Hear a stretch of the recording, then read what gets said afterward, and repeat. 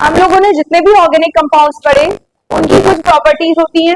सबसे पहले हम बात करते हैं इथेनॉल। किसकी? इथेनॉल का ये जो नेम है इथेनॉल, ये इसका आईयूपीएसी नेम है। इसका कॉमन नेम क्या होता है? Ethyl alcohol. क्या होता है इसका फॉर्मूला? क्या होता है? C2H5OH। पहली प्रॉपर्टी कंबशन। कंबशन जहां भी आएगा वहां मतलब होगा इसका बर्निंग। क्या बर्निंग? एयर की प्रेजेंस, भर भर के एयर देना है। किसको? C2H5OH को।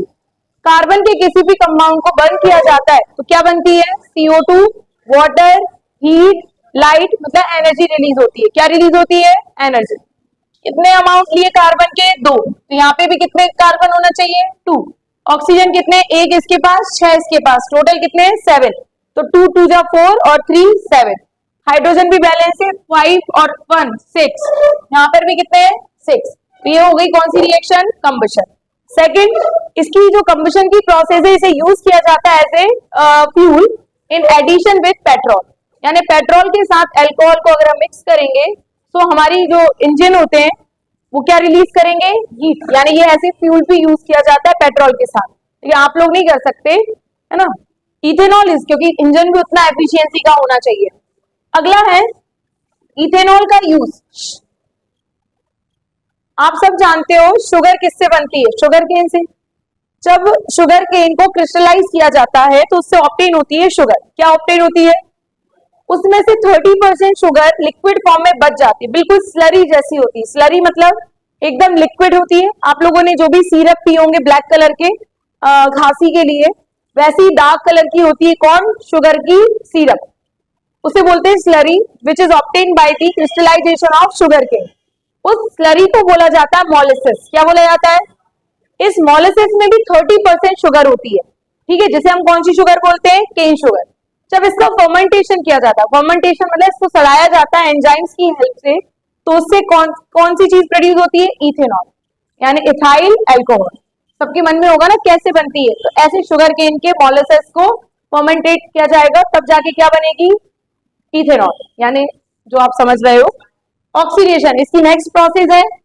ऑक्सीडेशन में क्या होता है? अब ये मैंने ऑक्सीजन पे ऐसा ब्रैकेट क्यों लगाया? इसका मतलब होता है नेसेंट ऑक्सीजन। कौन सी ऑक्सीजन? नेसेंट मतलब नवजात, अभी जन्मी हुई, बिल्कुल नई नवेली ऑक्सीजन जो किसी चीज से रिलीज हुई, आपने उसका यूज किसमें कर दिया? ऑक्सीडेशन। यानी इस रिएक्शन को हम बोल सकते हैं कंट्रोल्ड कंबशन। कंट्रोल मतलब जितना आप चाहते हो उतना ही कंबशन यानी बर्निंग होगी। कितने अमाउंट लिए ऑक्सीजन के? 2। इससे जो बनता है वो क्या होता है? Ethanoic acid. ये दो चीजें आप ले रहे हैं, अल्कलाइन KMnO4, एसिडिफाइड K2Cr2O7। इन दोनों का ध्यान रखना। एसिडिफाइड मतलब इसमें एसिड मिक्स होता है, अल्कलाइन मतलब इसमें बेस मिक्स होता है। ये दोनों ऑक्सीडेशन का काम कराते हैं। ये ऑक्सीडाइजिंग एजेंट होते हैं। कौन से एजेंट? ऑक्सीडाइजिंग एजेंट, जो इस रिएक्शन में भाग लेकर इस रिएक्शन को आगे बढ़ा के क्या बनाते हैं? Ethanoic acid. साथ ही साथ क्या बनाते हैं? वाटर। ठीक है। नेक्स्ट है हमारा reaction with sodium metal.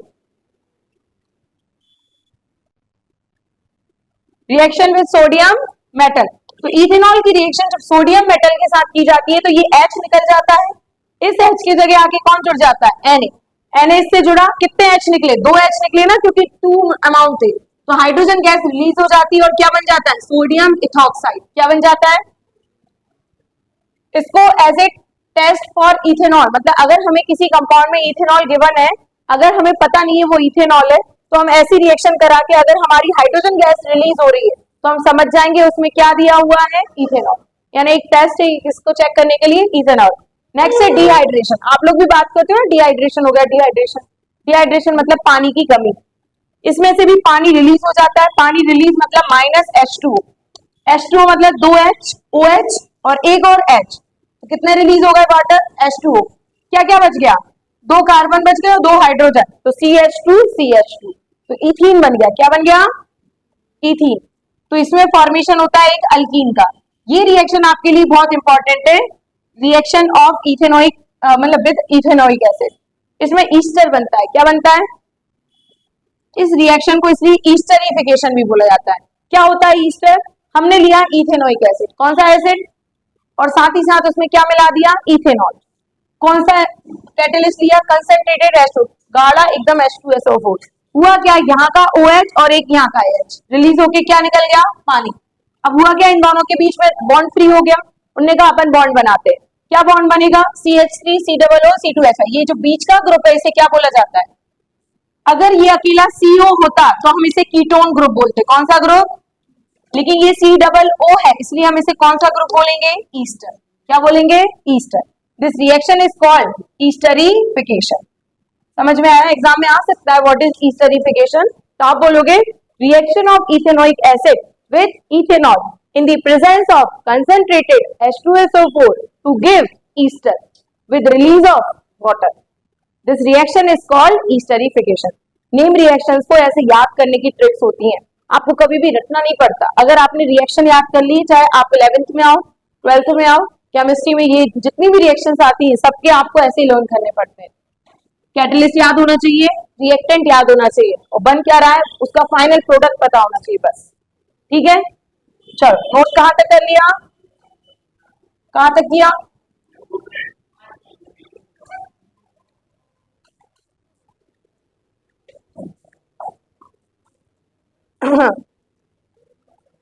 Pause करना है बस, क्या देख रहा था तू,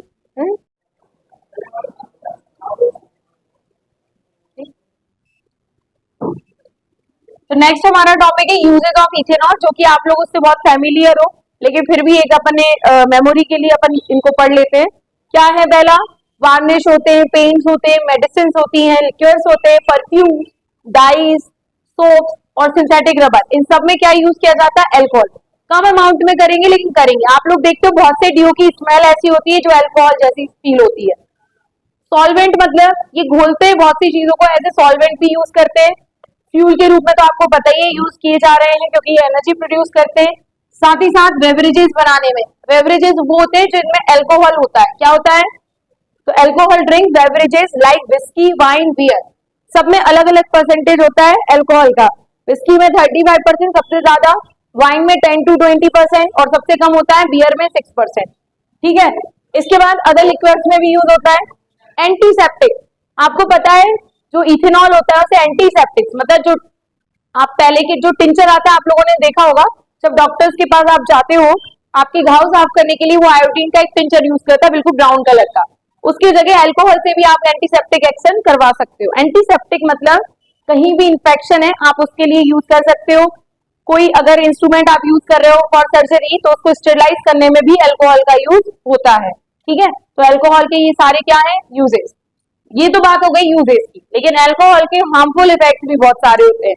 जैसा कि आप लोगों को जान नहीं गए होंगे, इसका यूज बेवरेजेस बनाने में किया जा रहा है, जो कि सबसे बड़ा हार्मफुल इफेक्ट है हमारी सोसाइटी पर, क्योंकि लोग किसी चीज की लिमिट नहीं देखते ना उसका हार्मफुल इफेक्ट देखते हैं, वो बस उसका क्या देखते हैं, टेस्ट देखते हैं और उसका सेंसेशन देखते हैं कि कितना मिल रहा है। तो इसलिए नेक्स्ट हमारा टॉपिक होगा harmful effect of ethanol.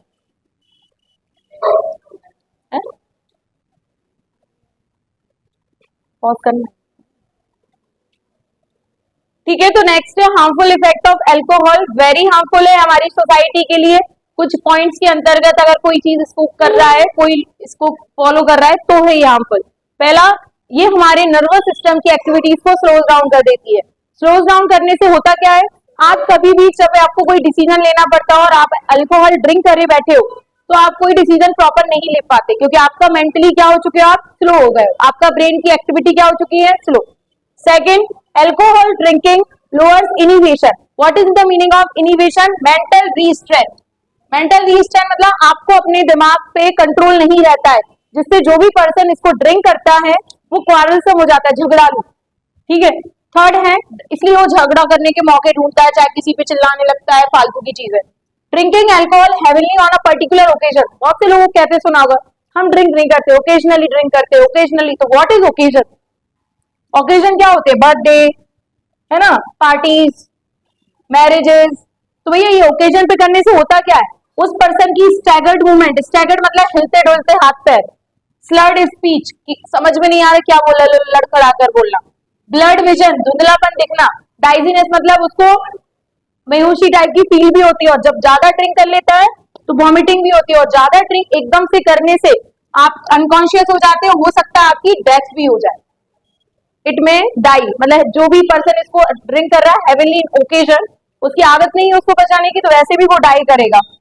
Next है अनकॉन्शियस, मतलब आपका ब्रेन कोई कॉन्शियस डिसीजन, कॉन्शियस मतलब होता है सोच समझ के डिसीजन लेना, अनकॉन्शियस हो जाना मतलब कोई चीज, जैसे आप धूल आती है आंखों में, आप अपनी आंखें झपका लेते हो ना, दैट इज कॉल्ड अनकॉन्शियस, जिसमें आपका खुद का कंट्रोल नहीं होता। तो इसमें भी ऐसे ही हो जाता है पर्सन के साथ।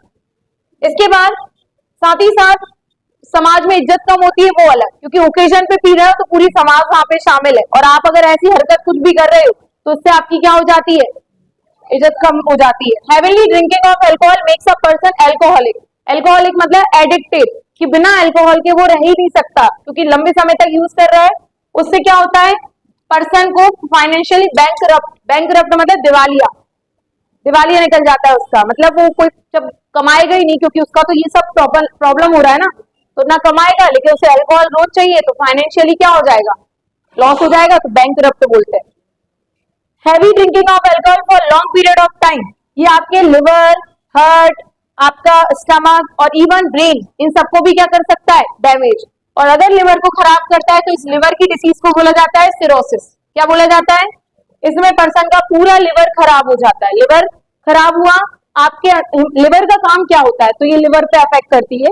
लिवर का काम होता है डिटॉक्सिफिकेशन। क्या काम होता है, डिटॉक्सिक। अब ये जो अल्कोहल होती है कैसी होती है हमारे लिए, टॉक्सिक।